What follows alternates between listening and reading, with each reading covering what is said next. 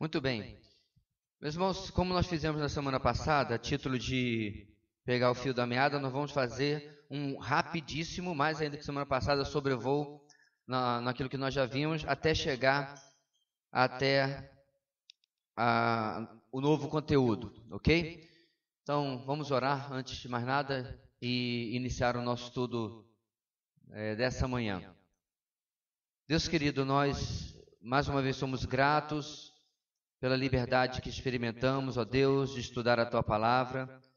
Agradecidos, ó Deus, por essa liberdade que nós usufruímos e clamando ao Senhor que nos ajude cada dia a valorizar e a usar, ó Deus, com sabedoria os recursos que temos, ó Deus, oportunidades que temos ao nosso dispor, especialmente de testemunhar do Evangelho às pessoas com as quais convivemos. Abençoa, Deus, toda a nossa igreja, aqueles irmãos que estão viajando, trabalhando, aqueles que estão adoentados, ó Pai, e todo o resto, Deus, que estejamos debaixo da condução do Teu Espírito a cada momento da nossa vida. Nesse instante, abençoa a continuação do nosso estudo. É a nossa oração em nome de Jesus. Amém. Muito bem, meus irmãos. Como os irmãos já sabem, tema do nosso estudo, evangelismo, o negócio, entre aspas, da igreja, no sentido de ser a ocupação central da missão da igreja, entre tantas outras coisas que devemos e podemos fazer. Não há sombra de dúvida que não existe uma igreja realmente bíblica evangélica se não há proclamação. Não se assuste da gente falar isso, porque vão chegar dias em que igrejas já apostatando, se afastando da sã doutrina, vão compreender que é politicamente incorreto você incomodar as pessoas na sua religião, né? Então vão estar dentro pregando, não por imposição de lei ou qualquer coisa assim, mas por imposição da cultura. E eu estou dizendo isso porque este pensamento, esse pensamento filosófico já vem se formando na opinião das pessoas.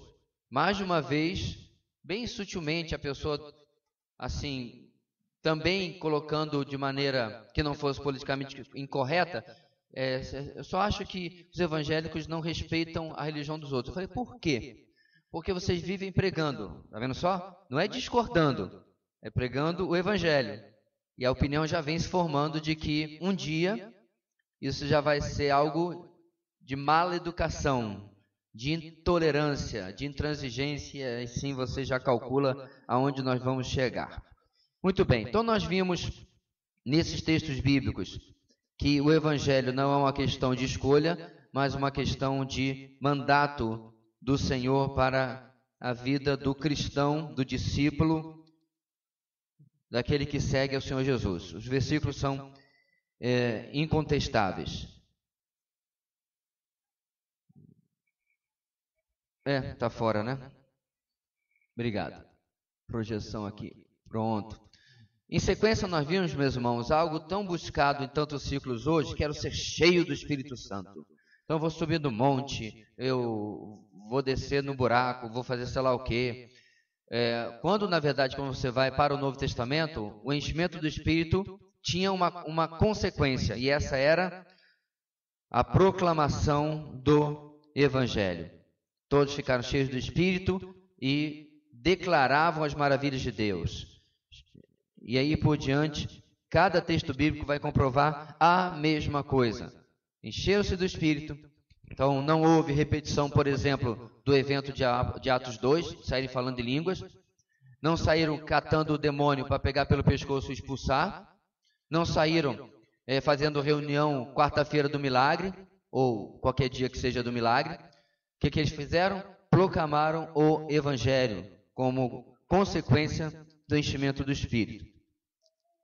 Nós vimos também, meus irmãos, que apesar do valor do testemunho pessoal, a pregação verbal está no centro do evangelismo. Não tem como entrar naquela que essa frase aqui gostaria de ensinar. Pregue em todo tempo, se necessário use palavras. Nós vimos que esse axioma está errado, não tem base bíblica você deixar a pregação apenas, não, estou dando um bom testemunho.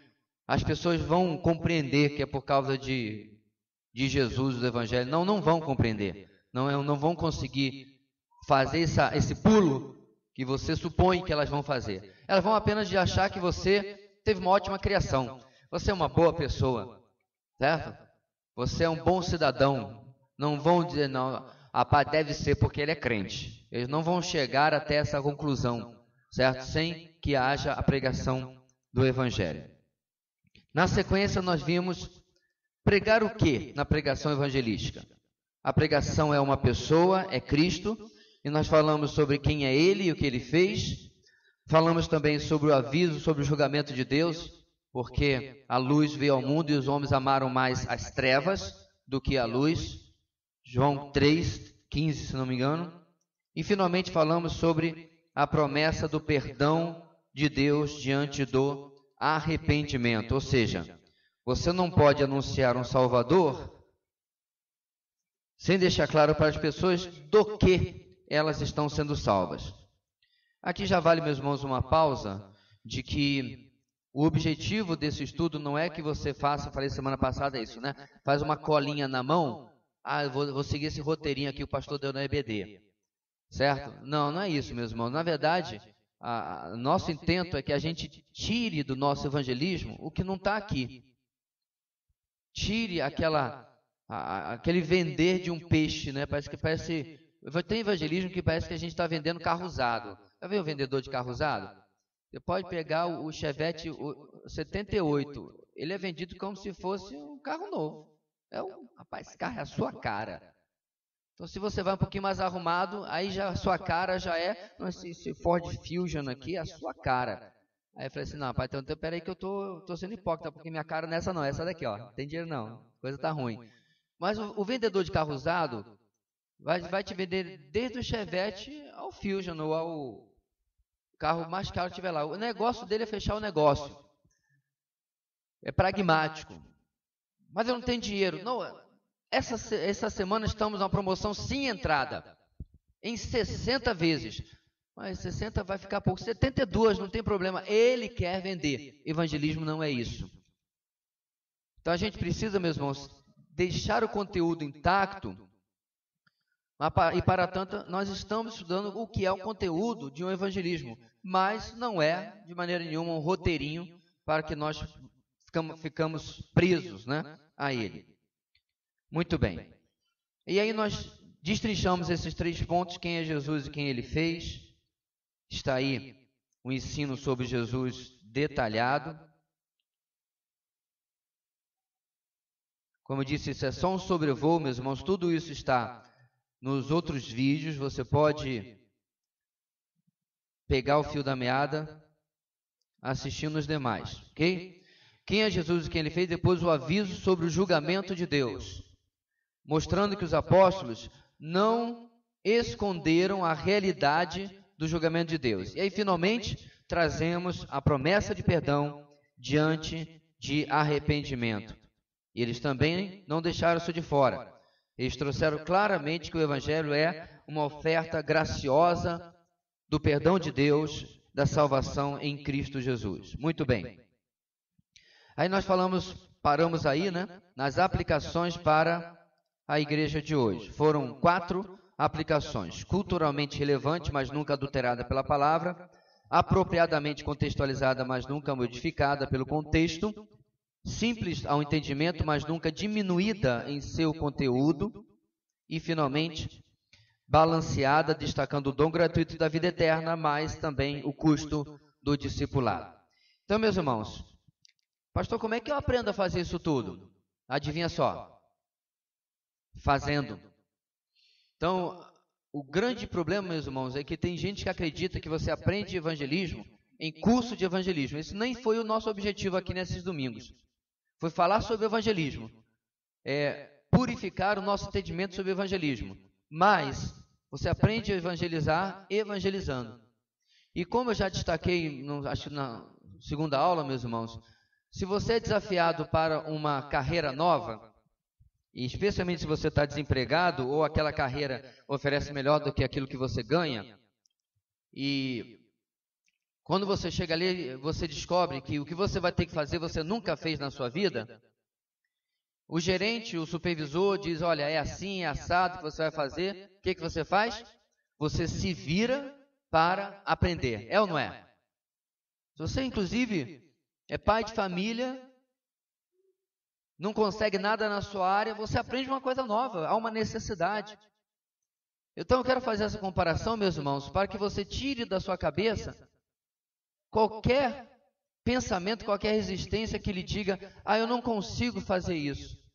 Lembra da história que eu coloquei, meus irmãos, que tem gente que nunca vendeu um alfinete, mas está desempregado, está precisando trabalhar, está passando até necessidade, e alguém diz assim, rapaz, você não quer vender Mary Kay, não?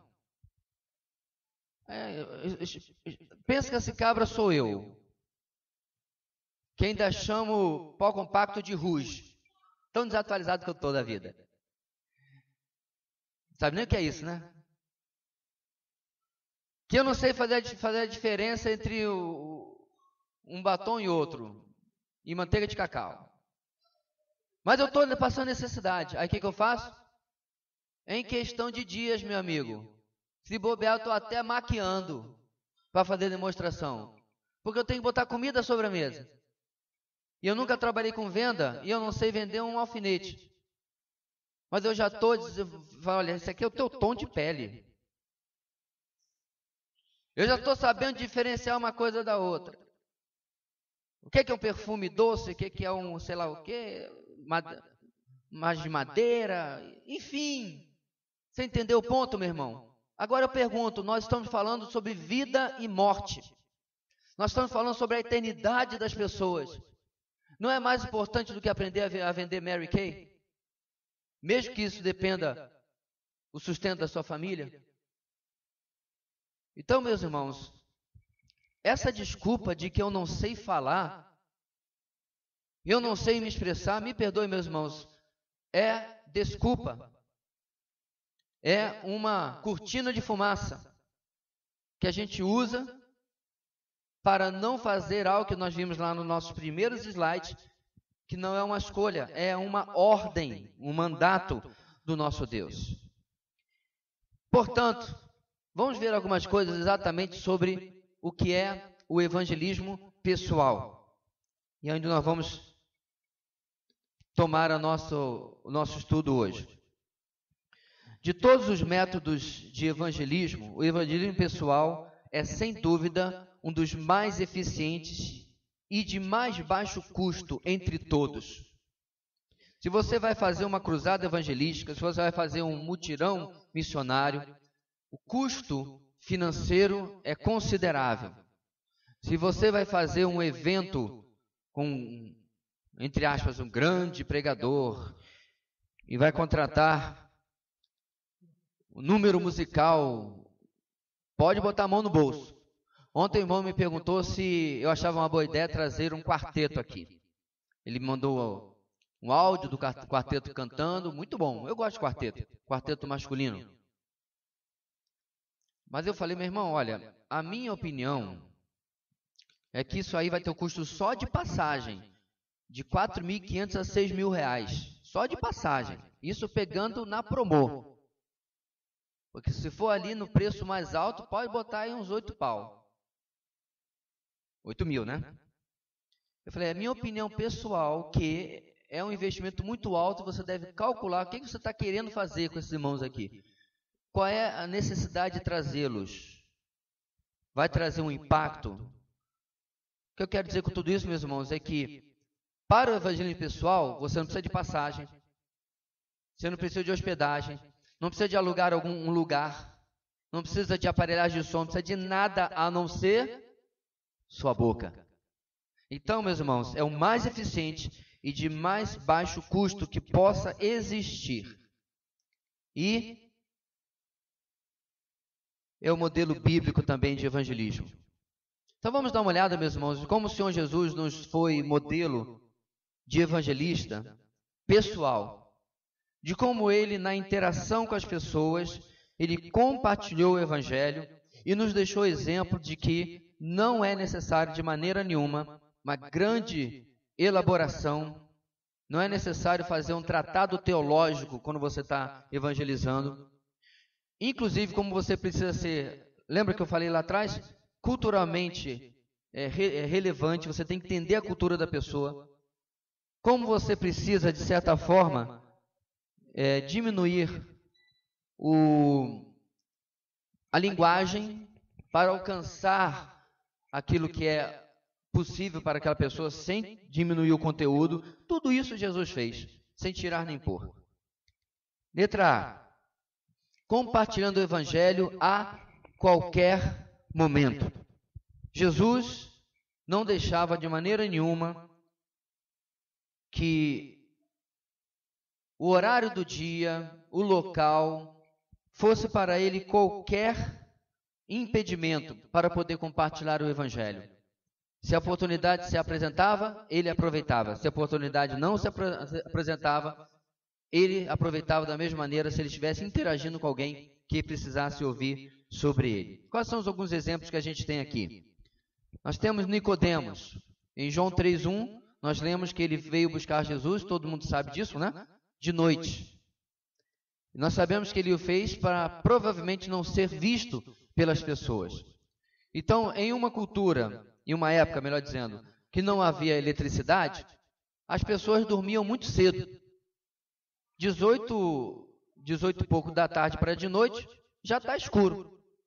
Você tem mais algumas horas aí, em que eles usavam lamparina, o pessoal ia dormir cedo. E provavelmente acordava com o nascer do sol, com o cantar do galo. Então era uma dinâmica totalmente diferente. Porque talvez você pense assim, não, Jesus estava recebendo Nicodemo lá pela 1 da manhã. Não necessariamente. Era de noite apenas. E ele podia transitar pelas ruas sem ser percebido. E ele chega até Jesus. Jesus, meus irmãos, não vira para ele dizendo assim, ó, já passou do expediente. Não dá mais. Eu vou acordar cedo amanhã. E na verdade, meus irmãos, você não encontra uma passagem que o nosso Senhor dispensa as pessoas que vêm procurá-lo, quer sejam bem intencionadas, quer sejam mal intencionadas. É ou não é verdade? As bem intencionadas ele atendeu, e aqueles que vinham para tentar derrubá-lo, ele também atendeu. Ele deu a atenção, nem que fosse para demonstrar o erro em que eles estavam incorrendo. Mas também nós temos, meus irmãos, o exemplo da mulher samaritana que vem procurar Jesus em pleno meio-dia, debaixo de um sol de Roraima, à beira de um poço. Não há evidência no texto necessariamente que ali era um lugar arborizado, que eles podiam ficar ali na fresca da sombra. E Jesus ali começa o diálogo com a mulher samaritana, que nós sabemos exatamente como acaba. Termina com ela compreendendo que quem estava diante dele era o Messias esperado também pelos samaritanos, que eram judeus mestiços. Por que eu estou destacando isso aqui, meus irmãos? Parece banal, mas será que já não aconteceu conosco? De nós olharmos para a nossa agenda, olharmos para a nossa disponibilidade, olharmos para o dia de amanhã que vamos ter que acordar cedo e não aproveitarmos aquela oportunidade ou até a criarmos para compartilhar do Evangelho? Um dos obstáculos do evangelismo pessoal, meus irmãos, é a minha agenda. É porque eu tenho aquelas prioridades, aquelas coisas, né? Agora detalhe, se alguém perguntar assim, qual é a prioridade número 1 na sua vida? Você vai dizer assim, é Deus. Você sabe como que nós comprovamos se isso é verdade ou não, meus irmãos? Quando a gente vê o desdobramento prático da nossa agenda. Primeiro lugar é Deus, mas estou uma semana sem pegar na Bíblia. Primeiro lugar é Deus. Mas a oração é só quando a dor de cabeça chega, quando o calo dói. Minha prioridade é Deus. Mas culto de oração sexta-feira que é bom? Trabalhei a semana inteira, estou cansado. Deus entende. Quando chegar no céu, a gente vai perguntar, meus irmãos, toda vez que a gente pensou que ele entendia, se ele tinha realmente entendido, aceitado as nossas desculpas. Então, se ele realmente é primeiro lugar, tratando de evangelismo, eu vou olhar, meus irmãos, as oportunidades mesmo em relação ao tempo que não me sejam favoráveis, e vou aproveitá-las. Agora, eu quero deixar claro para os irmãos que eu várias vezes já me vi lutando com isso. Uma vez, meus irmãos, que eu estava terminando o serviço de uma empresa, e a pessoa, né, eu já guardando meus CDs, meu HD externo, guardando minha chave Philips, né, e já pensando, nossa, já vou para casa, tal. A pessoa começa a falar aquilo lá, ou aquele assunto que é como se ela estivesse pedindo assim, sem estar pedindo, fala para mim de Jesus. Não me deixa aqui no vácuo. Não me deixa aqui sem uma resposta. Aí eu olhei para a porta, pensei em chegar em casa, já tirar meu sapato, cuidar da minha vida. Nossa, pastor, como isso é carnal? Pois é, irmãos. Pois é.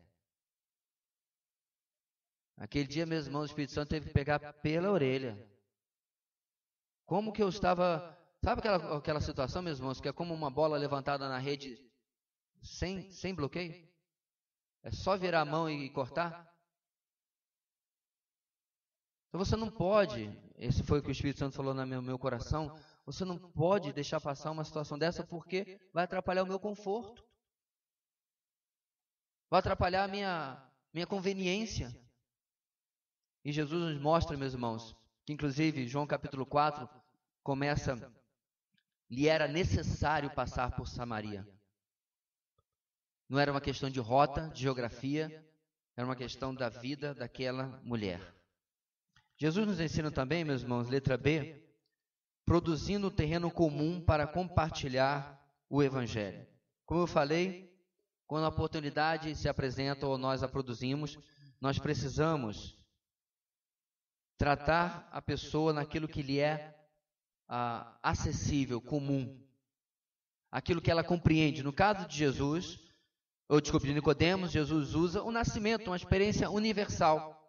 Aí ele cunha uma das coisas mais lindas, ou metáforas mais lindas para a conversão, que é o quê? Nascer de novo. Ele usa o nascer de novo em vínculo com a profecia e a promessa da nova aliança lá em Jeremias. E fala que é necessário nascer da água.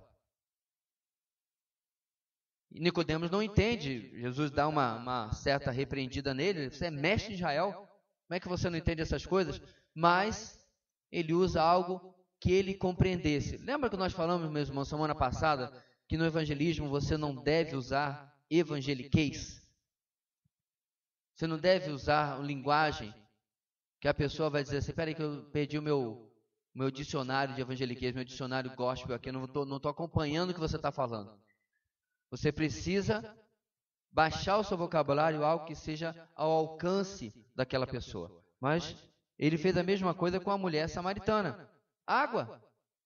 Uma necessidade universal. Em João 4,7 ele chama de água da vida. E aquela mulher a princípio não compreende, acha que ele está falando de uma água, uma outra H2O que vai tirar a sede dela para sempre, e ela não vai mais precisar vir ao poço, e ela ia ao meio-dia porque a vila falava dela, que ela já estava 5 vezes divorciada e agora ela estava vivendo ou era um caso extraconjugal, ou estava juntada com um homem. As duas possibilidades no texto a gente consegue encontrar. O fato é que a mulherada dizia assim, vem aquela aqui, comentava dela, porque elas iam buscar água de manhã. Ela vai ao meio-dia para fugir daquela. Então, olha, me dê dessa água, porque eu não vou mais precisar vir aqui. E a partir dali, Jesus começa a alimentar a mulher de informações que vão fazê-la compreender o Evangelho. Eu me lembro, meus irmãos, que uma vez eu estava no centro de Atibaia e estava numa loja. A cidade era muito pequena na época, né? 25 anos atrás, muito menor do que hoje. E o lojista perguntou, você é novo aqui? Não, eu sou do Seminário Palavra da Vida. Tá, mora na estância, assim e tal. E aí eu ia conversando com ele, né? Você vai tateando o terreno. E aí ele falou que ele era advogado. E aí eu comecei a falar para ele como que a fé cristã, ela tinha todo um aspecto forense. Forense no sentido de um aspecto de fórum, um aspecto legal da lei. E eu mostrei como que isso se destrincha em Romanos. Peguei algo que ele compreendia muito bem, por ser um advogado formado na área, e usei toda a terminologia bíblica e vinculando aquilo que ele conhecia. Infelizmente, no final foi um caso em que a pessoa disse que compreendeu tudo direitinho, mas no momento não. Coração ainda endurecido, mas foi muito bom, meus irmãos, para praticar como que existe sempre na experiência da pessoa algo que você pode aproveitar para falar do Evangelho. Ano passado eu preguei no quartel de bombeiros, lá onde nós temos a nossa conferência, ou tivemos algumas conferências. Uma irmã convidou para aquela cerimônia, e aí eu fiz elogiei, né, obviamente, a corporação que serve a comunidade, e aí fiz um paralelo sobre o herói, que quando todo mundo está fugindo da avalanche, fugindo do fogo, fugindo da enchente, o socorrista e o bombeiro, ele está indo em direção à catástrofe, né? E aí, a partir daí, eu pulei para o Evangelho e falei sobre a maior catástrofe que existe do ser humano, que são os resultados do pecado. Entre eles, o principal, que é a morte eterna, a condenação eterna. Pastor, numa cerimônia de festa, o senhor falou sobre inferno. Você perdeu as outras aulas, irmãos? Não há como falar do Evangelho sem falar de condenação. Você não precisa, falamos isso semana passada, meter o dedo na cara de ninguém e falar, olha, vai para o inferno, viu? Mas não falar nada e apresentar um Salvador desnecessário. E aí eu falei para eles, meus irmãos, falei com todo respeito ao heroísmo que certamente alguns aqui já demonstraram, nenhum de nós chega aos pés do herói que eu quero terminar apresentando aqui. Eu falei daquele que correu em direção à tragédia da nossa vida, o pecado e a condenação, e resolveu aquilo que nós não poderíamos resolver no nosso lugar. Pega algo em comum com a pessoa, faça-a entender que o Evangelho não é um conceito tão abstrato, tão distante, mas algo muito próximo à vida e principalmente à necessidade dela. Jesus também, meus irmãos, na letra C, nos ensina a remover as barreiras ao Evangelho. Com certeza você já experimentou isso conversando com alguém. Você já experimentou como ela ou ele estavam completamente fechados, talvez por um trauma, porque já passou por igreja que se aproveitou dele, que o explorou. Nós já tivemos casos aqui na igreja, gente que chegou, veio por simpatia, por educação, mas já veio de cabeça formada de que igreja, né, e principalmente pastor, né? Pastor é pilantra que pede e tira dinheiro das pessoas. A cabeça da pessoa já veio porque ela já experimentou isso por onde ela passou. Então você precisa remover isso para que ela agora conheça de verdade o que é a igreja e principalmente, é claro, o que é o Evangelho. Outros vão ter outras barreiras e Jesus tratou disso também. Nicodemos, a barreira religiosa. Ele chegou ali, bem intencionado, querendo saber do bom mestre, o que precisava fazer para dar a vida eterna, tarará. Mas ele, meus irmãos, ainda estava preso pelas suas barreiras religiosas.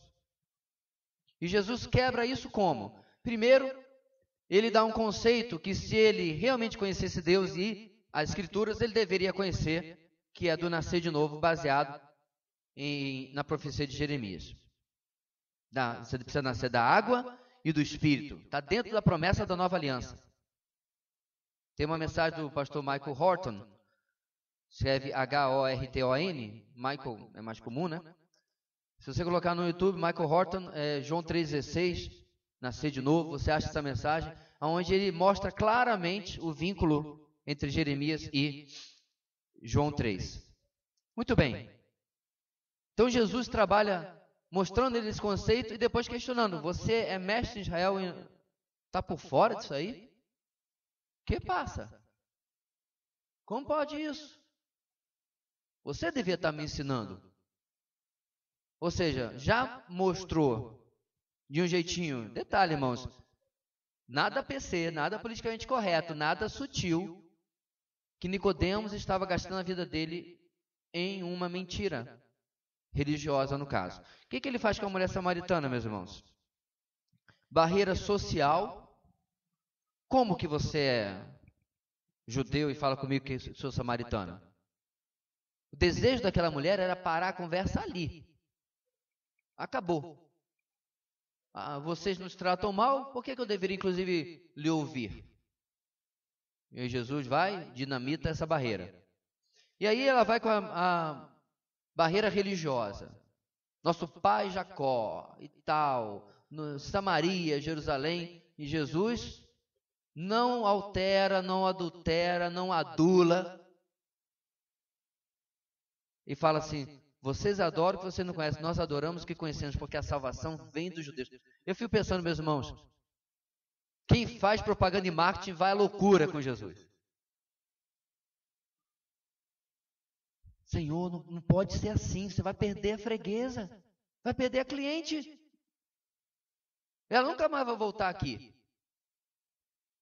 Mas como Jesus, meus irmãos, não era de igreja pragmática, não era de igreja com propósito, não era igreja sei lá do quê, ele simplesmente falava o que a pessoa tinha que ouvir. E não acabou. Finalmente, ela derruba a barreira moral dela, quando trata de que ela estava vivendo em adultério. De novo, irmãos, é capaz de chegar a pessoa toda errada, às vezes, diante de alguém que está doido para ganhá-la para a igreja, não para Jesus, e não vai ser mencionado isso. Pertenço a um grupo de pastores, e um deles me contou que, alguns anos atrás, um vereador da cidade dele foi visitá-lo. E o problema era mais ou menos assim. Ele, tendo entrado na política, seguiu o caminho óbvio da corrupção. E o argumento dele, é por isso que eu detesto o pragmatismo, irmãos, é que se não for assim, nada é feito. Se não é um toma lá da cá, eu coço as suas costas, você coça a minha, nada acontece. Os fins, então, justificam os meios. Pragmatismo. Essa praga que está dentro das igrejas também. Aliás, não é tão interessante que pragmatismo parece coisa de praga mesmo, né? Então, isso começou a trazer problema no casamento dele. Daí ele procurar o colega pastor. Por quê? A esposa, vindo de uma família de formação moral muito forte, estava tendo dificuldade.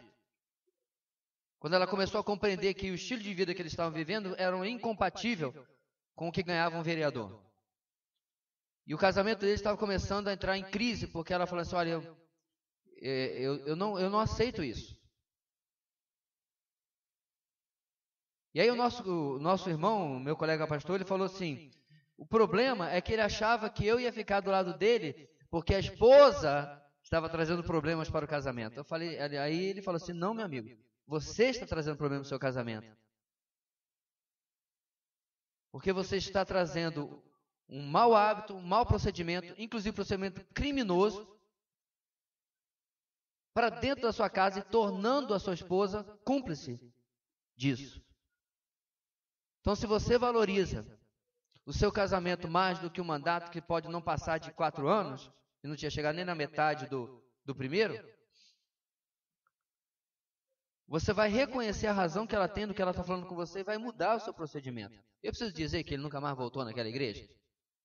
Ah, pastor, ele deveria ser mais doce. Ele deveria botar no colo e dar um pirulito para aquele vereador, né, poder agradar. Aparentemente, Jesus discorda.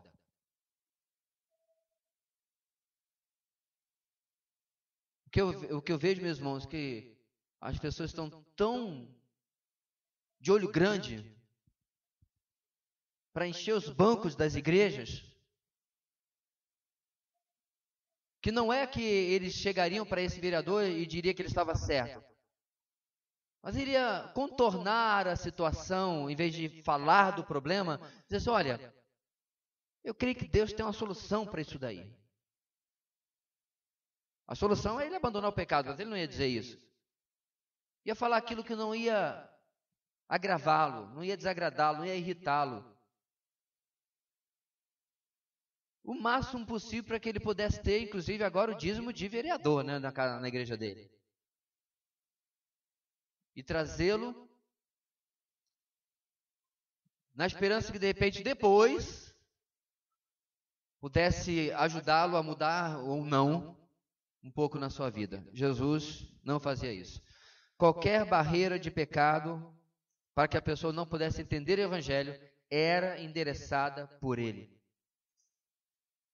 Como nós falamos na semana passada, meus irmãos, inclusive na mensagem de domingo da semana passada, com firmeza, mas não necessariamente com grosseria. Mas não havia ali nenhum comprometimento da verdade do Evangelho. O que Jesus nos ensina mais? Ofertas feitas por Jesus. Nicodemos, prosperidade, vida boa e felicidade para todo sempre. Não. O dom de nascer de novo traria para ele vida eterna. Nicodemos seria um ótimo aliado dentro do sinédrio. E Jesus podia dizer para ele, olha, há uma expectativa da chegada de um Messias libertador. E você está compreendendo que eu sou um Messias, né? Quem sabe, fica do meu lado. E aí quando a gente estiver estabelecido de novo como Israel, você vai ter um lugar de proeminência, afinal de contas. Você já é um líder de Israel e vai ser meu seguidor. Não compromete nada disso, porque não estaria falando com a verdade. Ele nunca prometia alguma coisa que estava fora daquilo que ele veio fazer. Não prometia a restauração de algo que não era o objetivo dele. O objetivo dele, inclusive com as suas curas, meus irmãos, não era a cura em si, mas era abrir a vida daquela pessoa ao Evangelho, a quem ele era como Messias, comprovando a sua divindade e a sua messianidade. Para a mulher samaritana, o dom do perdão e a fonte de água viva. João capítulo, na verdade é 4, não 14, está errado aí. Ou seja, meus irmãos, em resumo, quando Jesus oferecia alguma coisa, estava dentro da sua missão de pregar o Evangelho. Eu quero reforçar isso aqui, meu irmão, porque talvez você tenha vindo de igrejas, e eu sei que as pessoas fazem isso com a melhor das intenções, mas é muito interessante como que o linguajar vai se adaptando à medida que a gente vê que as pessoas têm resistência à linguagem bíblica. E aí a gente fala, vem seguir a Jesus, porque você vai encontrar a verdadeira felicidade. Será? Semana passada eu li de um jovem que se converteu. 3 semanas depois, quando a família dele descobriu, o colocou para fora de casa. E aí quando os religiosos descobriram, deram uma coça nele. Aparentemente essa promessa desse evangelismo não casava com a experiência desse nosso irmão. Ah, pastor, mas é porque ele está num país de perseguição. Essa semana eu li um artigo do R.C. Sproul em que ele fala uma coisa, meus irmãos, que eu confesso que eu nunca pensei nisso. O verdadeiro sofrimento do ser humano começa quando ele se converte. Aí, de novo, o pessoal de propaganda em Marte enlouquece. Que história é essa? Deixe de sofrer, é muito melhor. Não está aí não sei se eles usam mais, né? Como é que é, Sproul? Você está meio velhinho, né? Está meio gagá. Meus irmãos, ímpio não sofre por causa de pecado. Ele sofre das consequências do pecado. Você acha que o pessoal que está na penitenciária em Curitiba, lá do Lava Jato, estava triste antes de ser preso? Estava feliz da vida. Dinheiro na Suíça, ou sei lá onde. Mas aí saiu a delação, foi a Polícia Federal atrás dele, saiu o Moro, e aí agora eles estão tristes porque foram pegos. Não por causa do pecado. Você entende a diferença? A grande diferença, meus irmãos, na frase de R.C. Sproul, é que o ser humano verdadeiramente convertido, toda vez que ele peca contra Deus, ele entra num processo de sofrimento. Ele sofre antes de confessar, de arrepender-se e confessar seu pecado, essa é a experiência de Davi. E quanto me calei, adoeceram, envelheceram os meus ossos. Eu sofri no corpo o peso de um pecado que não estava sendo tratado e confessado. Ok? No processo, meus irmãos, de convencimento do pecado e confissão, o crente verdadeiro vai sentir peso, dor. Porque ele vai compreender que é o seu pecado que foi carregado sobre a cruz. Desde a mentira mais leve, branquinha que você puder achar, até o pior pecado que alguém possa imaginar, não muda nada. Eu não estou dizendo, meu irmão, que você deve dizer assim, olha, vou falar de Jesus para você, porque agora você vai sofrer de verdade. Não, não é isso. Mas evitarmos uma propaganda que não é aquilo que o nosso Senhor oferece. Você lembra quando Paulo estava pregando em Atenas? Alguém lembra quando foi com o pessoal?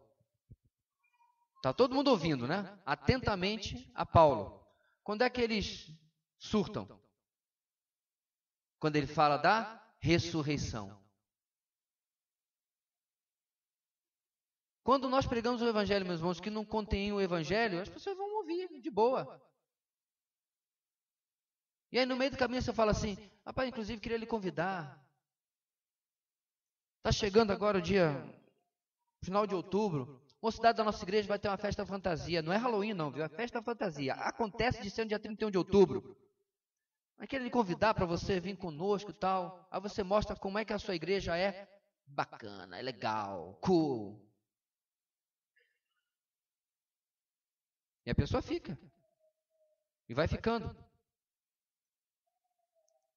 Você está começando a compreender por que as igrejas oferecem tanto entretenimento? Porque elas não acreditam em Romanos que diz, porque não me envergonho do Evangelho, pois é o poder de Deus para a salvação daquele que crê. De todo aquele que crê. Porque se eu crer realmente, meu irmão, na pregação do Evangelho, como nós estamos vendo aqui, eu vou crer que é alçada, ofício do Espírito, usar o que eu estou pregando para alcançar a vida das pessoas. Eu não preciso de subterfúgios para mantê-las aqui. E manter um monte de gente não convertida nos bancos. Porque é muito melhor para a igreja, para a sua saúde, para o seu progresso, você simplesmente pregar o Evangelho e as pessoas virem. Pastor, você acha que todo mundo então hoje que frequenta a nossa igreja é convertido? Não, eu não nasci ontem. Tenho certeza que não.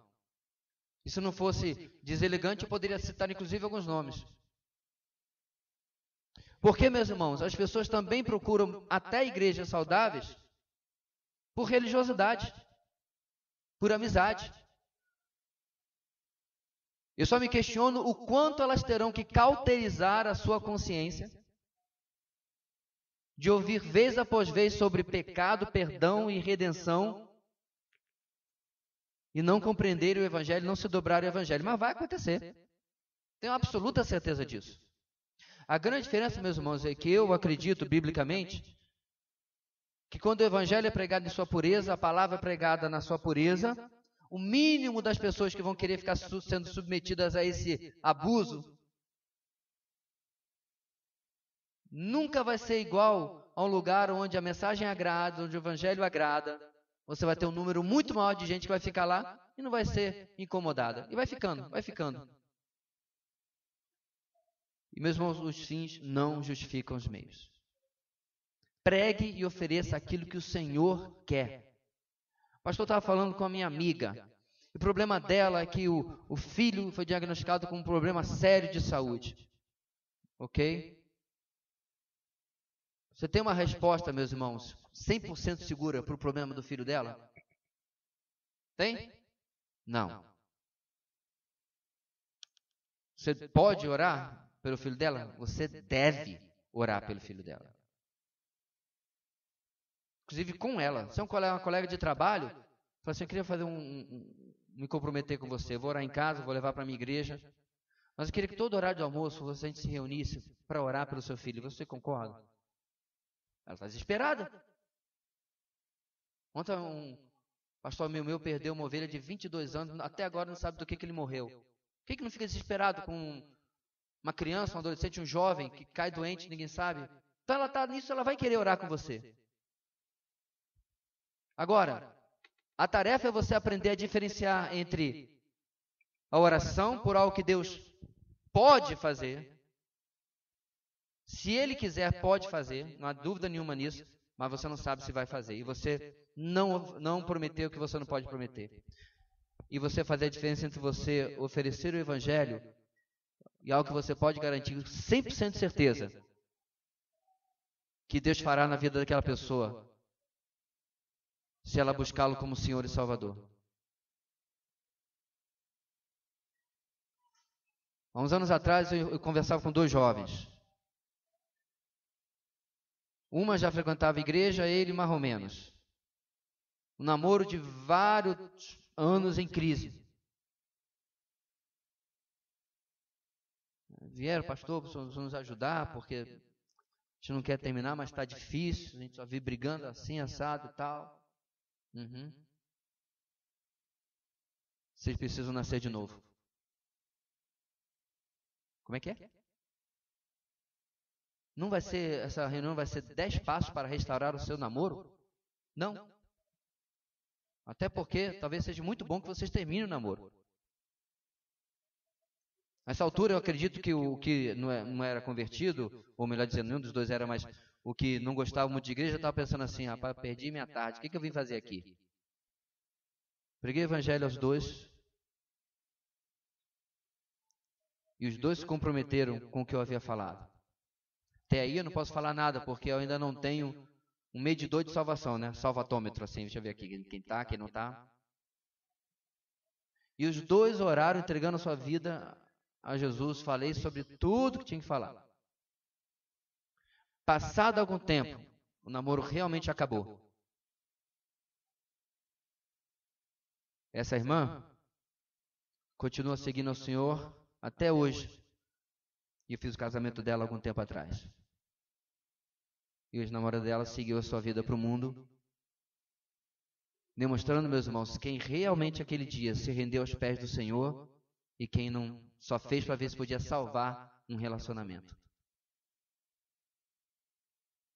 Mas a minha responsabilidade ali era não negociar a verdade do Evangelho, nem que fosse para manter o casalzinho na igreja.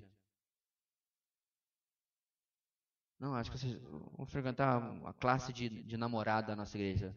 Pastor, não tem, eu inventava na hora, criava na hora. Negócio é segurar a pessoa. Não, não é, irmãos. O negócio, tal e qual Jesus, é ser autêntico, verdadeiro, íntegro, completo no nosso evangelismo pessoal. Tem outro exemplo, meus irmãos, além de Jesus, que é o de André, que criou até uma expressão chamada Operação André. Não sei se você já ouviu falar, todo aí um esquema, mas basicamente é isso que está aí, ou vai estar aí projetado. O que André nos ensina?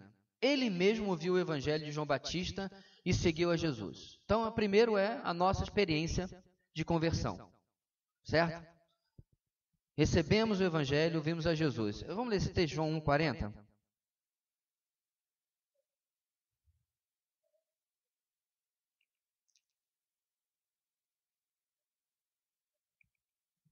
Pode ler, João 1,40.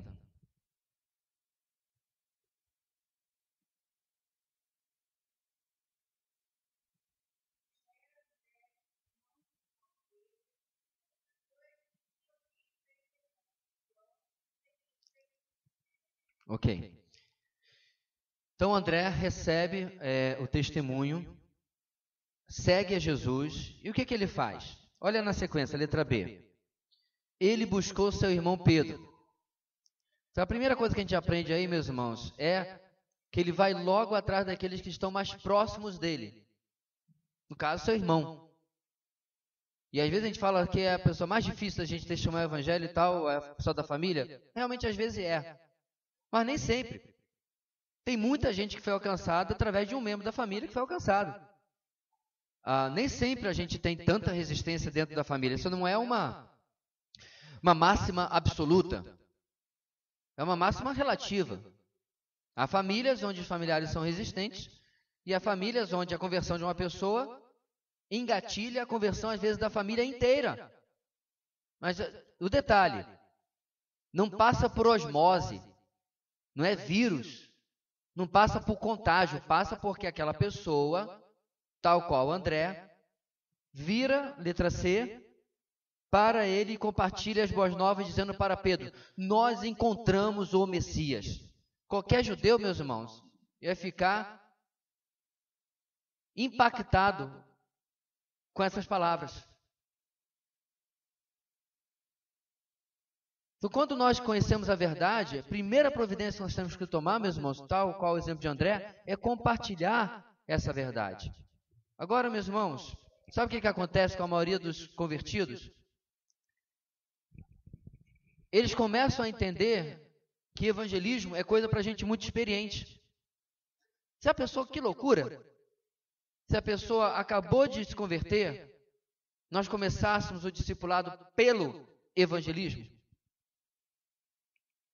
A pessoa acabou de se converter, você se propõe a andar com aquela pessoa, a discipulá-la, e a primeira coisa que você fosse ensinar, em lugar de uma lição bíblica, de um livrinho, é você sair com essa pessoa para uma praça, para ela ali assistir evangelizando, ela aprender a evangelizar também. Já pensou? Não seria, de certa forma, irmãos, uma quebra de paradigma? Em que ela começaria a caminhada cristã sem a mentira de que evangelismo é coisa para quem é experiente? Nós temos aqui André, pastor, mas o André não está fazendo o roteirinho que a gente aprendeu aqui essas 4 semanas. Realmente não. Mas ele estava fazendo aquilo que ele sabia. Jesus não virou para o endemoniado gadareno e disse, olha, volta para os teus e faz um evangelismo completo do jeitinho que eu vou lhe ensinar aqui. Falou para ele, olha, diga com grandes coisas Deus lhe fez. O fato, meus irmãos, que eu quero destacar aqui é que, com certeza, o apóstolo André eventualmente se tornou muito mais completo e elaborado no seu compartilhar das boas novas do Evangelho. Sem dúvida. Desculpe a redundância, boas novas do Evangelho. Mas nesse momento, irmãos, ele acabou de conhecer Jesus, ele vai e já compartilha. Não tem estratégias 1000, não tem eventos, que tem disposição e uma pessoa proativa. E aí, finalmente, leva Pedro a Jesus. Você começa, então, num novo ambiente de trabalho, ou numa nova escola, ou até mesmo uma nova vizinhança. A única coisa difícil é você começar uma nova família, né? Porque não dá, porque já foi. Mas você está num novo ambiente. Sabe, meus irmãos, a primeira coisa que a gente deve fazer no novo emprego? Abrir o nosso radar espiritual. E começar a detectar, no máximo possível, qual é a situação de cada vida que está ali. Qual é a situação espiritual das pessoas. E ficar atento a cada momento, por oportunidade de compartilhar o Evangelho dentro do momento e do ambiente adequado, é claro. Diga. Cadê o microfone?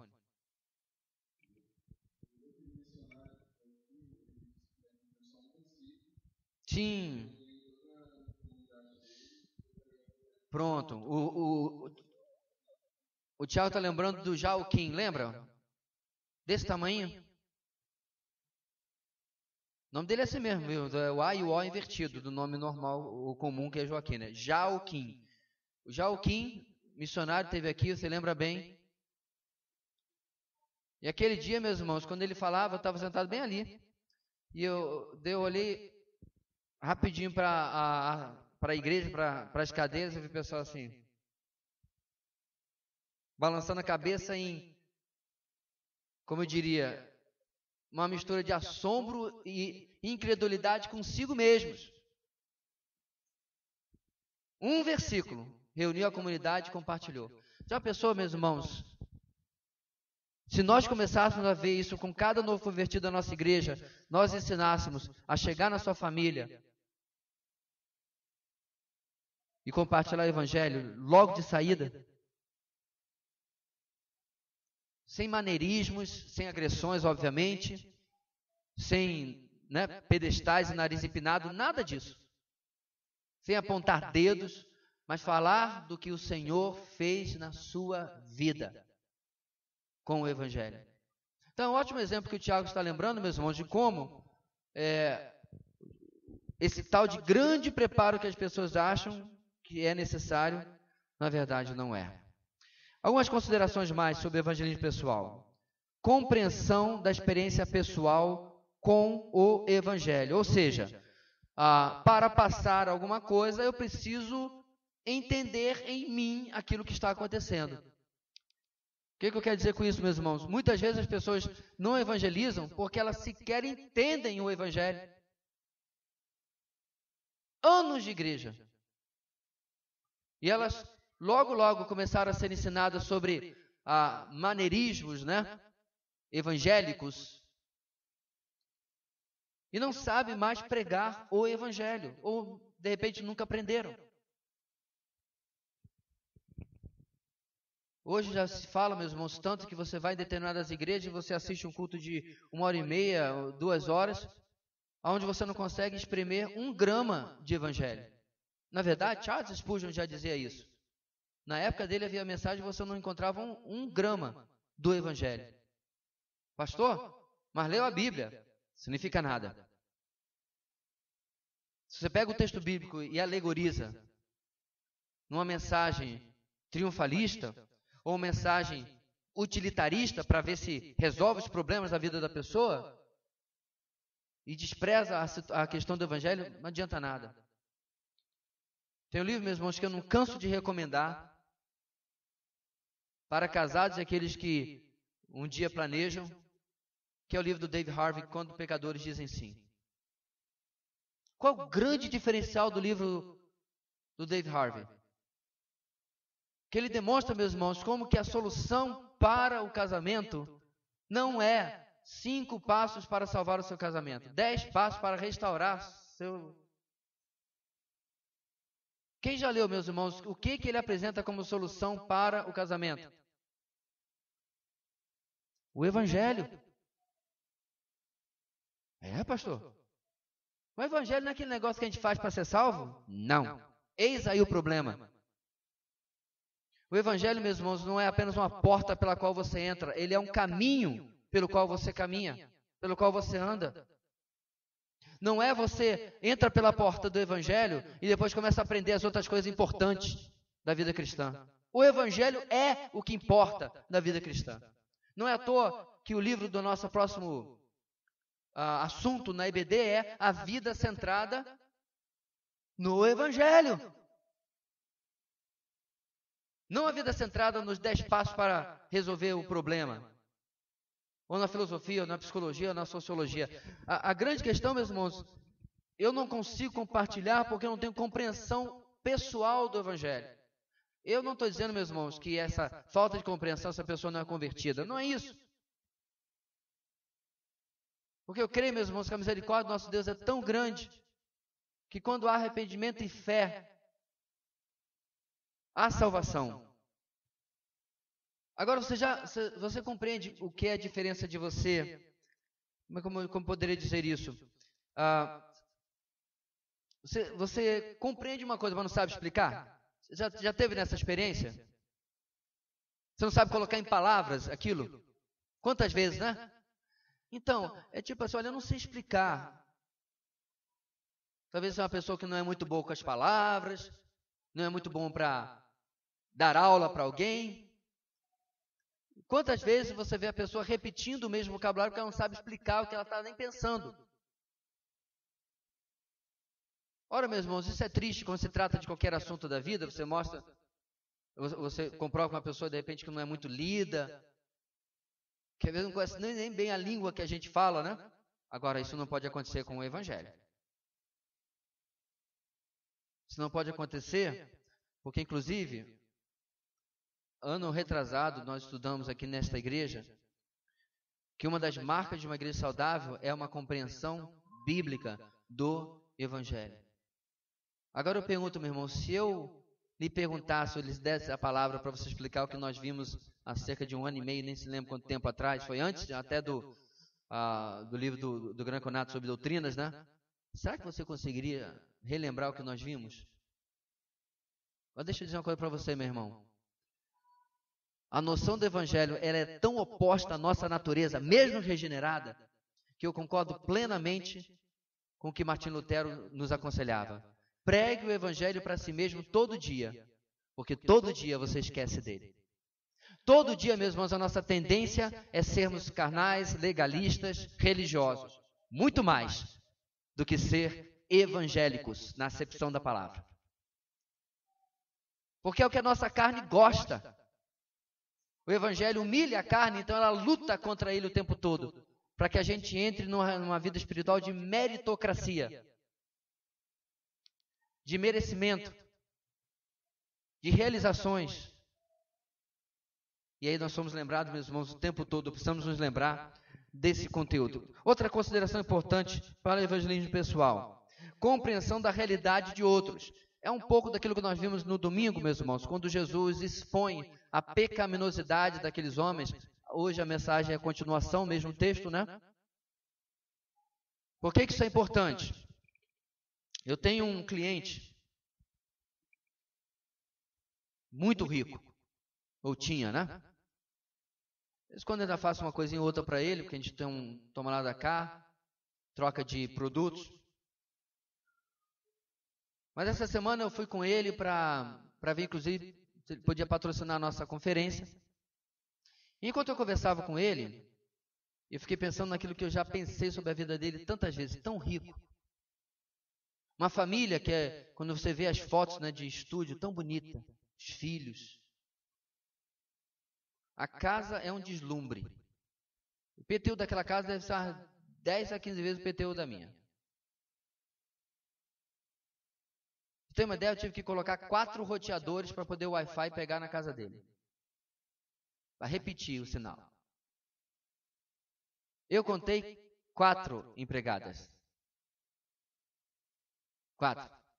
Uma para lavar, outra para cozinhar, outra para cuidar dos filhos, outra sei lá o que a outra faz. Mas, enfim, são 4. Ele deve gastar com a folha de pagamento da casa dele mais do que eu ganho por mês.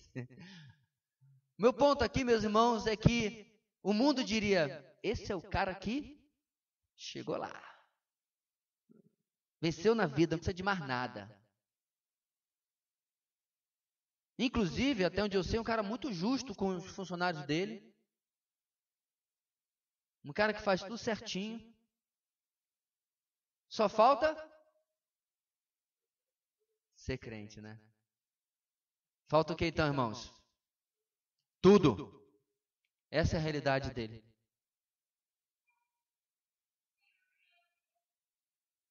Ele e a esposa já receberam convites para conhecer a nossa igreja, já conversei um pouco sobre o que eu acredito.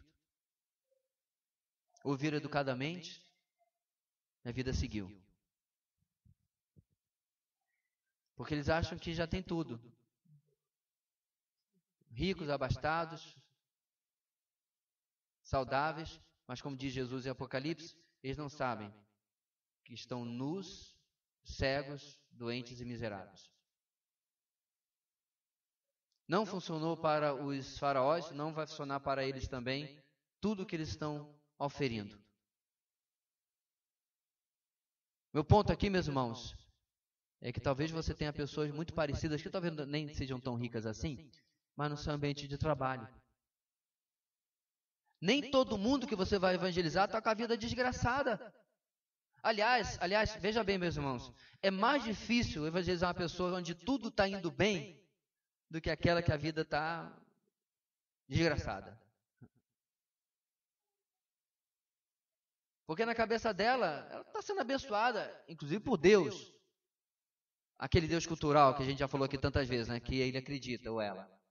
Você precisa compreender a realidade daquela pessoa para não afetar o seu evangelismo pessoal, achando que seja o contrário. Ação em relação aos outros. André não ficou esperando, não ficou fazendo nada, ele apenas agiu. Me lembrou daquela frase, meus irmãos, que perguntaram para aquela missionária, ela tem um nome que eu não consigo guardar, quando que ela recebeu o chamado. Ela disse, chamado? Recebi chamado algum. Eu li uma ordem e obedeci. Os irmãos querem que eu volte lá no segundo e no terceiro slide? Meus irmãos, você vê como as pessoas querem fugir desse mandato? Me lembrei agora que vários e vários anos atrás, um homem supostamente cristão disse que nós tínhamos entendido tudo errado. Mateus 28, por exemplo, era direcionado muito claramente para os discípulos. Jesus estava falando com os apóstolos, ele quis dizer, os 12. No caso ali, os 11, né, que Matias não tinha sido escolhido ainda. Eles é que deveriam receber do Senhor o mandato de proclamar o Evangelho. E já fizeram. Aí ele usou uma expressão, achei tão linda a explicação, irmãos, com uma pedra na superfície do lago. Aí se joga a pedra e são os apóstolos. Puf! Aí as ondas, não precisa fazer mais nada, as ondas estão aí até hoje. E eu fiquei ouvindo e me perguntando, quantas pessoas será que já acreditaram na lorota que ele está falando aqui?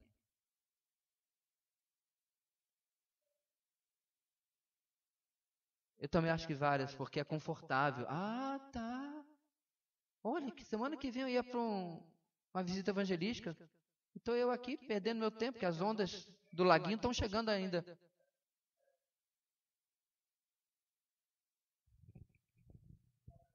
A ação, meus irmãos, demonstra que eu compreendi que eu sou a pedra. Que vai começar, tal como você que é a pedra e você também, várias ondulações na superfície do lago. E o interessante é que provavelmente todos nós que estamos aqui ouvimos o Evangelho mais de uma vez, a não ser aqueles que se converteram muito cedo ou nasceram no lar cristão, né? Mesmo assim, ouviram o Evangelho várias vezes, mas o que eu quero dizer é que aqueles que se converteram talvez adultos, ouviram há anos atrás quando se converteram aqui nessa igreja, mas há 4 anos antes, de um parente, 10 anos antes, de um evangelista maluco em cima de um caixote de tomate no meio de uma praça, mas ouviu. E aí um dia finalmente chegou o dia do chamado irresistível de Deus. Mas houve uma ação. E finalmente, cuidado posterior com os alcançados. É o que ele faz com Pedro. Ele leva até Jesus para que haja uma continuação. Veja bem, meus irmãos, o evangelismo, ele é a pontinha do iceberg. O alcançar alguém para Jesus. Já viram aquela imagem clássica que o pessoal coloca nas redes sociais aí, dizendo assim, preparação, assim, pequenininho, e o resto do iceberg é, sei lá, execução. Essa imagem é usada para N coisas que o pessoal gostaria. Ótimo, podemos usar também para o processo de conversão de uma pessoa. Você chegar e dizer assim, fulano, evangelho, e ela diz, é isso que eu quero. Pontinha do iceberg. Agora, obviamente não é o que contém no nosso texto, porque ele é bem econômico, mas você vai agora passar Pedro, que é alcançado por André, sendo trabalhado por Jesus 3 anos. Verdade é que alguém disse que o discipulado nunca acaba na vida do cristão, e de certa forma é verdade, Mas o que eu quero destacar aqui, meus irmãos, é o seguinte, preste bem atenção. Uma coisa é eu chegar assim, Luma, você conhece o Sinfrônio? Não. O Sinfrônio que estava frequentando a nossa igreja. Não sei quem é não, pastor. É um rapaz assim, ó, meio alto, meio baixo, meio branco, meio preto, meio assim e tal. Aí ele diz, que você tá sempre lá no fundo? É. Ah, tá, mas nunca conversei com ele não. Uma coisa é essa. Eu tenho que lembrar você de alguém que de repente está frequentando a igreja, você não conhece, já é convertido, veio de outra igreja, ou veio e ainda não é convertido. Mas o que eu quero destacar aqui, meus irmãos, é quando a gente percebe as vidas, sabe que elas precisam de acompanhamento, e a gente fica esperando eu não sei o quê. Não, pastor, aqui eu estou esperando que o senhor faça aí uns combinadinhos de discipulado, coloque uns casamentozinhos, sabe? Coloque A com B, C com D. Será que nós dependemos tanto, meus irmãos, assim, de métodos, de enlatados, que a gente não pode simplesmente, tal qual a frase dessa irmã missionária, ver o mandato de discipulado e dizer assim, eu preciso fazer isso aqui. Priscila e Áquila encontram Apolo. Lembra desse texto em Atos? Ele tinha um bom conhecimento, mas um conhecimento que estava um tanto quanto equivocado. O texto você não verifica Priscila e Áquila indo consultar nem Paulo, nem ninguém. O que a gente deve fazer? Viu uma necessidade? Preencheram a necessidade. O instruíram no caminho do Senhor, de forma mais apropriada. Meus irmãos, as nossas irmãs estão aqui naquele curso, falando exatamente sobre isso. Que bom que teve esse curso, vai ter outra turma. Mas irmãos concordam que independente deste curso ou de qualquer curso, já está tudo aqui? Ou por acaso a gente está ensinando alguma coisa nova? Algumas semanas atrás, um rapaz de uma igreja neopentecostal me procurou. Até agora ele não tem cumprido muito o compromisso que ele mesmo pediu para ter, de ser acompanhado. E meus irmãos, eu poderia usar a desculpa, então, eu sou pastor, né? Você sabe, né? Então, eu estou ocupado. Eu vou lhe passar aqui para o Max. O Max vai caminhar com você, vai te ajudar e tal.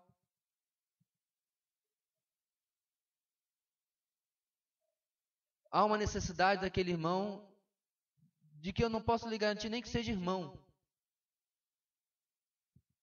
Quer dizer, não chegamos lá numa conversa para poder averiguar se ele compreendeu de verdade o Evangelho. Está frequentando igreja, especialmente no neopentecostal, não significa nada. Absolutamente nada.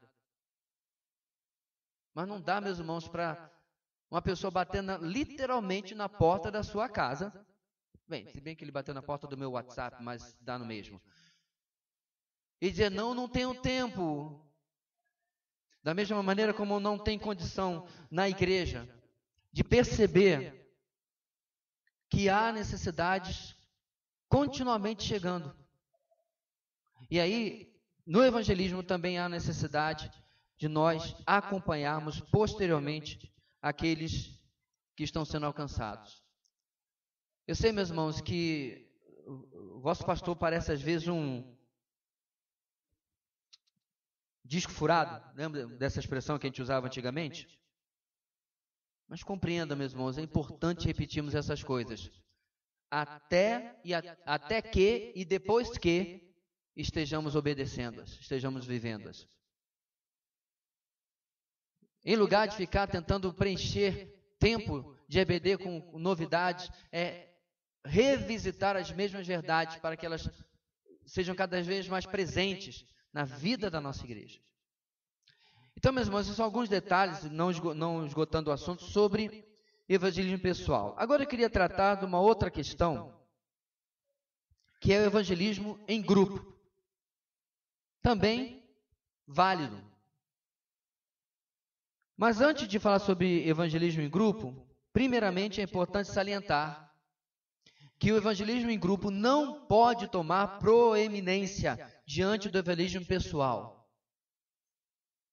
Então, tem o seu valor? Eu não vou nunca discutir isso.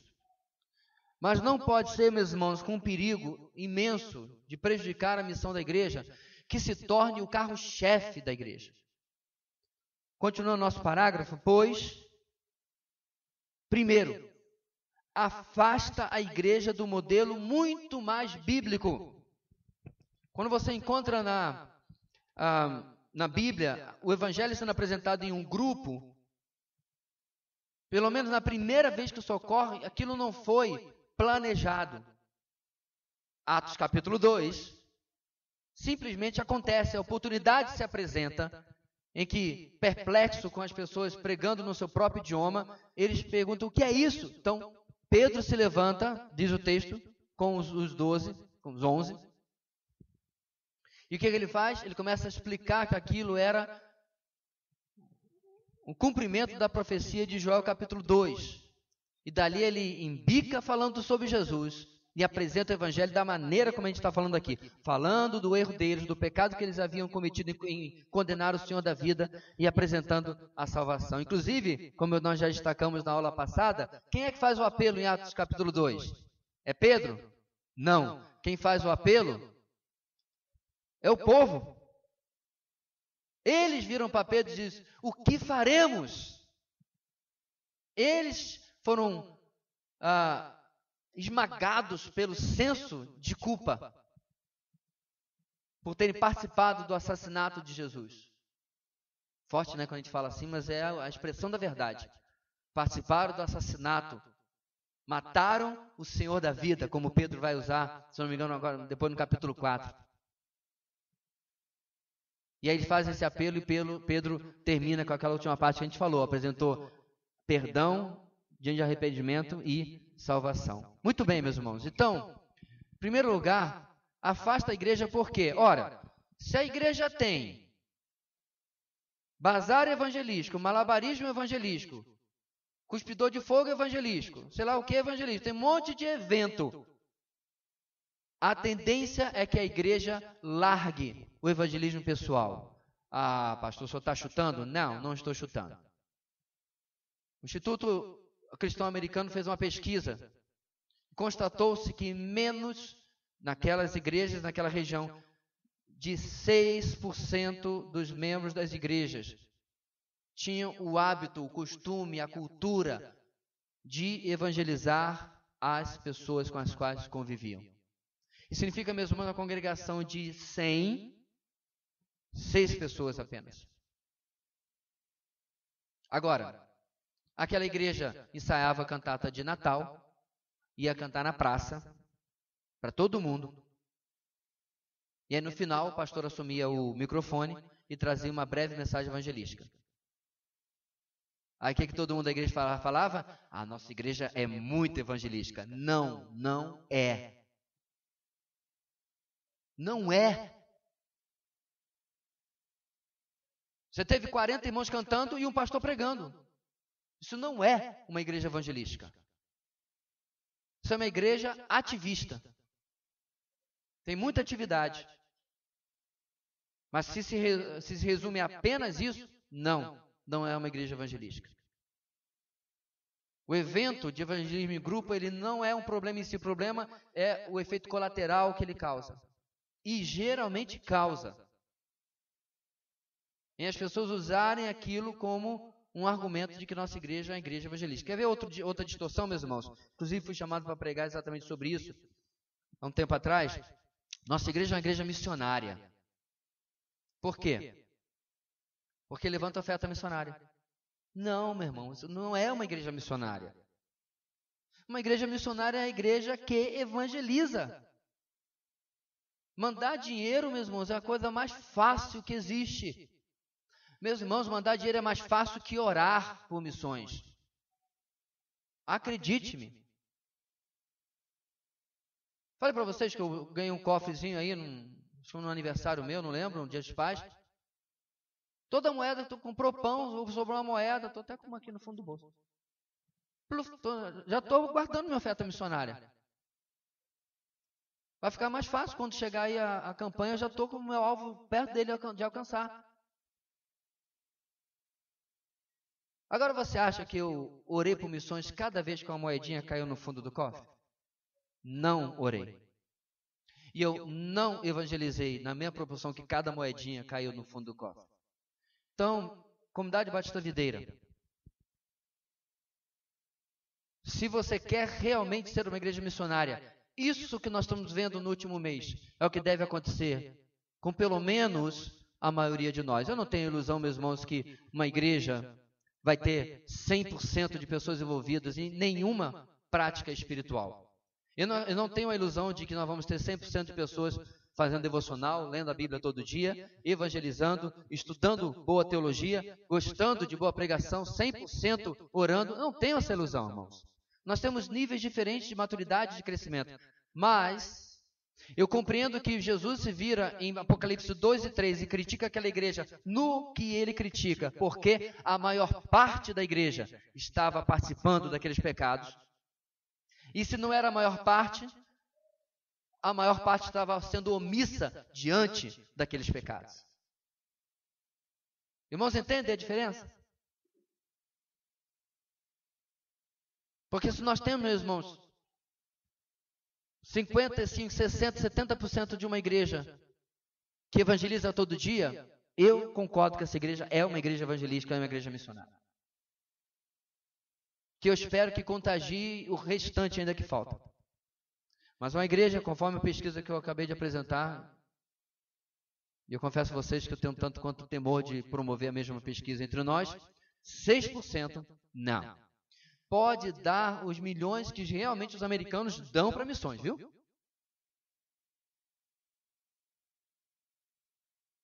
Uma igreja de um amigo meu, todo ano são 2,5 milhões para missões. Na verdade, meus irmãos, hoje missões no mundo inteiro, eu creio que metade é sustentada pelo dinheiro de americanos.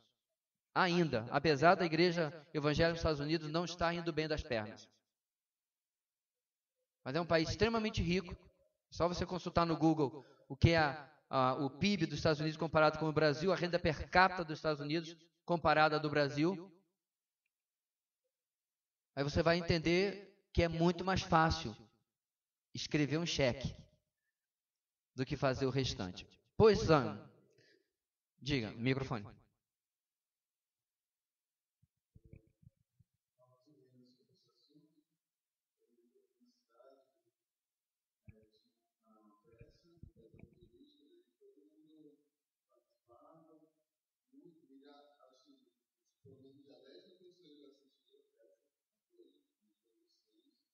Só que tinha um problema que quando eu assisto, né,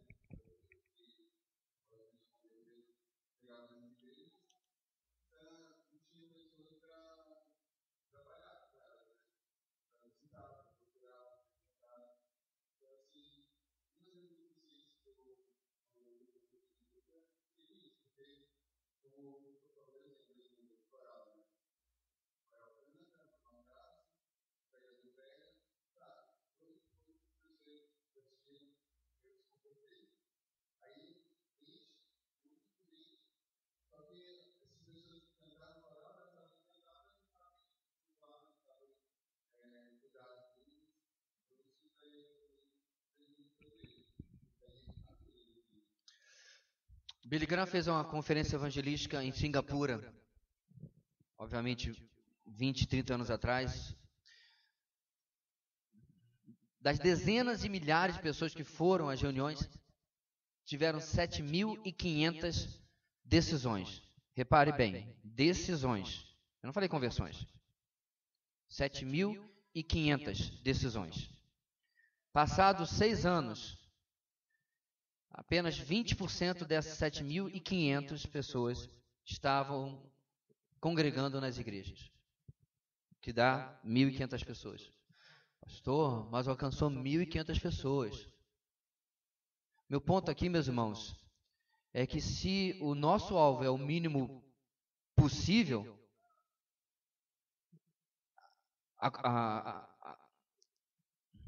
cruzada, né? Faltou o nome. A cruzada evangelística se justifica completamente.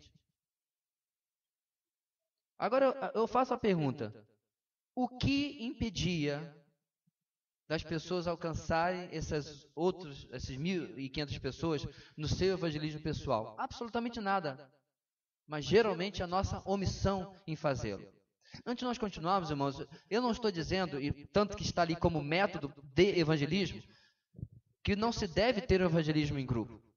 O que eu disse é que ele não deve ter, olha lá o parágrafo inicial, a proeminência em uma igreja. Tanto que nosso grupo já usou evangelismo em grupo, quando fomos todos na casa da pessoa que queríamos alcançar. A gente vai tratar disso mais para frente. Mas o ponto aqui, meus irmãos, é quando o foco, e praticamente se resume a isso, o evangelismo de uma igreja. Segundo ponto, se torna uma alternativa sem real evangelismo, enquanto as pessoas se ocupam no apoio, entre aspas. Então, fim de semana a gente saiu para evangelizar. Irmão, o que você fez? Eu estava na cozinha. Você estava fazendo o que para evangelizar? Não, eu estava dirigindo as pessoas, levando as pessoas de carro para lá e para cá.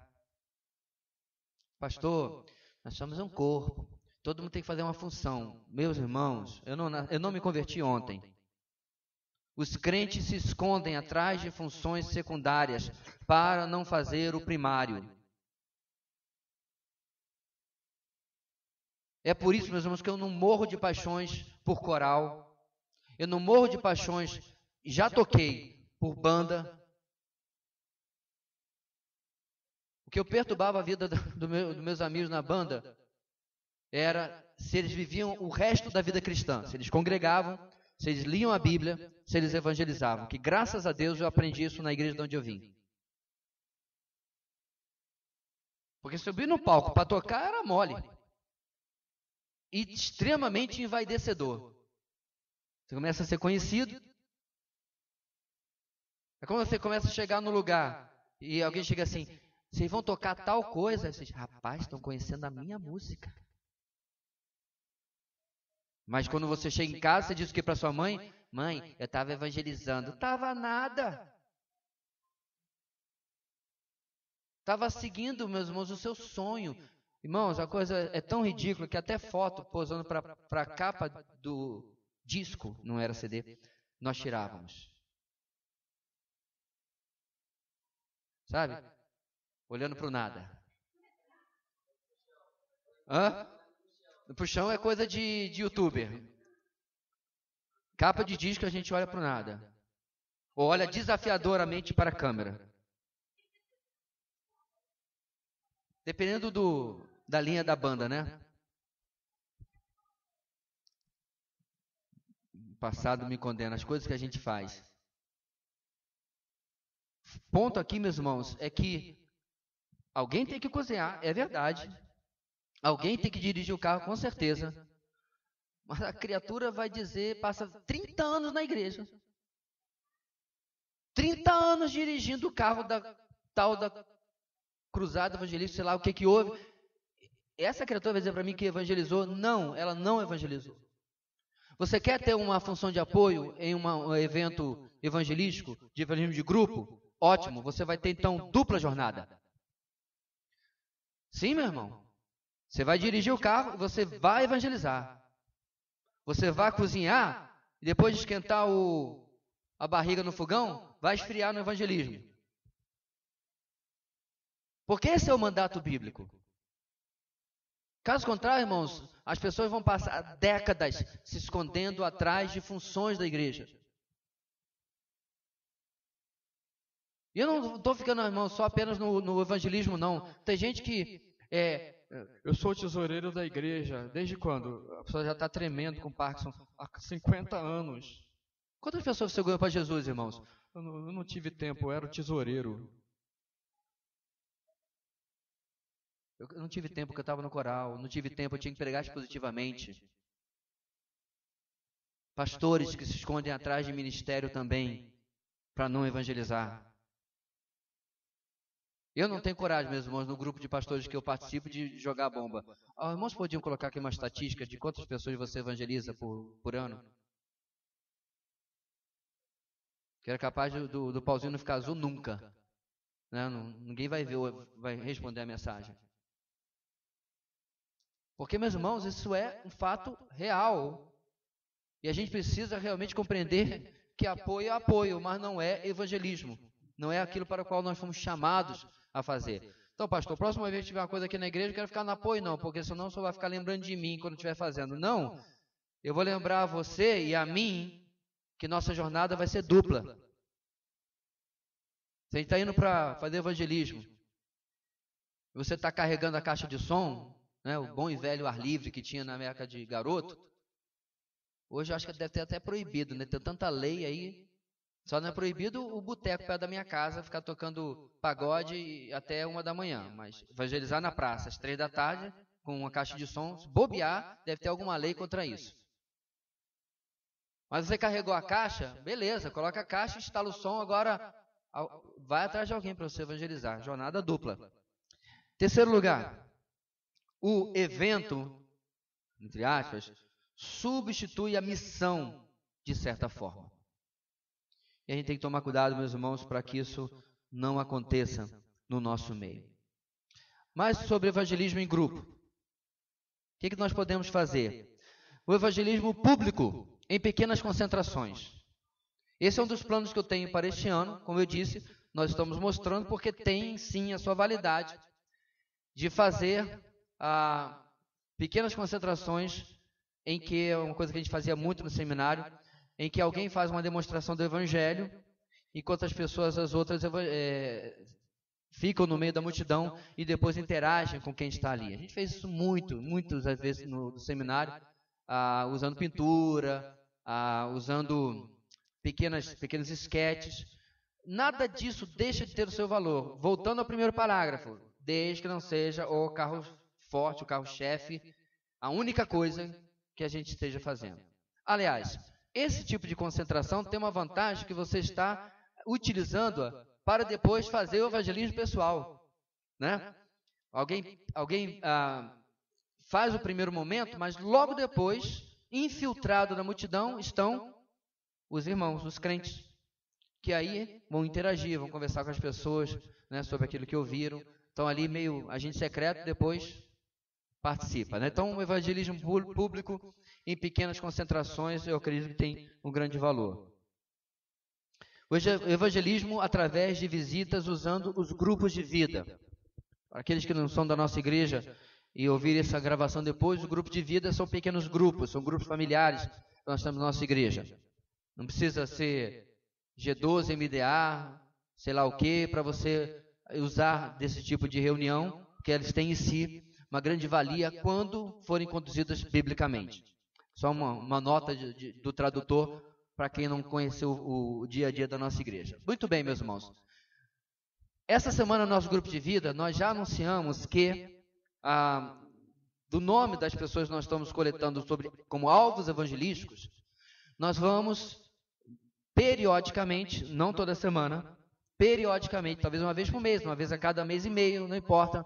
Então nós estamos lá, no nosso grupo tem o irmão Sinfrônio. Né? O irmão Sinfrônio está trabalhando já há algum tempo a vida do ciclano.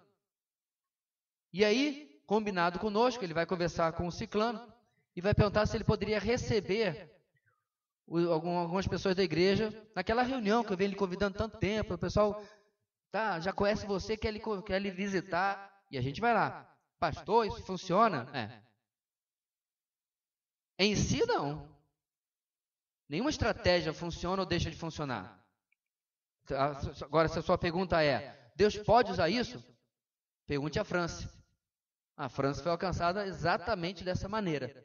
Anos falando com a França. Anos. Uma francinete aqui da igreja, né? Estava viajando pelo interior, fazendo uma visita aos parentes. Anos falando. Anos com minha cliente. E aí, um belo dia, mais um contato. Eu falei, França, será que eu podia vir com o grupo da igreja visitar? Claro! Irmãos, raramente as pessoas não querem. Meus irmãos, ela vai ouvir essa gravação depois e vai ficar rindo. A diferença da França, daquela reunião para a pessoa que você conhece hoje, no entendimento do evangelho, é absurda. Por isso que eu digo, realmente é o poder de Deus. Eu me lembro, meus irmãos, dela chamando a atenção do Leandro. Porque o Leandro estava falando como que o texto daquela semana tinha mostrado a sua pecaminosidade, como ele precisava mudar a sua vida. Aí a França virou para ele assim, olha, eu posso participar? Pode. Está na casa dela, como é que não pode participar? Pode. Aí ela falou assim, não pense assim de você. Só faltou ela cantar, você tem valor.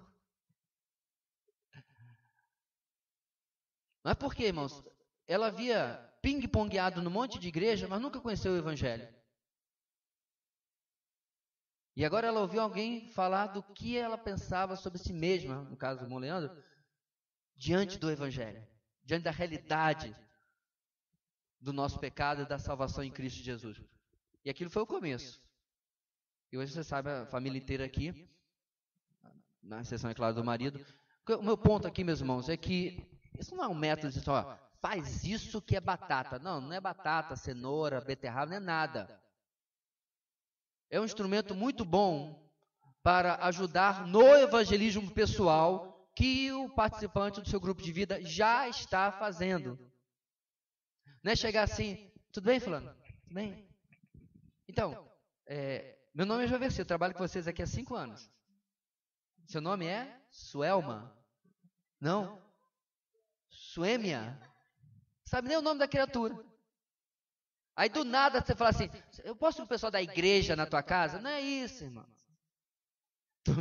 A pessoa, mas a ênfase era igreja. Fizemos aquilo porque já havia um evangelismo em andamento. E a velha coisa, né? Se Maomé não vem à montanha, a montanha vai a Maomé. E nesse evangelismo, várias vezes, ela mora, sei lá, 5, 6 quadras da minha casa. Várias vezes nós tínhamos convidado para ela ir ao grupo de vida. Então, finalmente, nós fizemos assim, nesse exemplo, pela graça de Deus, Deus usou. Ou seja, não é o método, mas sim tem uma grande valia no complemento ao evangelismo pessoal que você está fazendo. O evangelismo através de duplas ou trios, em relacionamentos informais. Também, meus irmãos, a partir talvez do grupo de vida, mas não necessariamente precisa ser assim, pode ser com irmãos de outros grupos também. De repente você tem alguém que você está evangelizando e tal. Então, por exemplo, aquela pessoa fez uma cirurgia e está hospitalizada. Aí eu chego assim, pastor Gideão, vamos lá, vai eu, você e o Tiago visitar um amigo meu. Já fizemos também. No caso, essa pessoa, após isso, ela manifestou desejo de seguir a Jesus, frequentou nossa igreja um tempo, mas infelizmente ficou pelo caminho. Preferiu o apelo do mundo.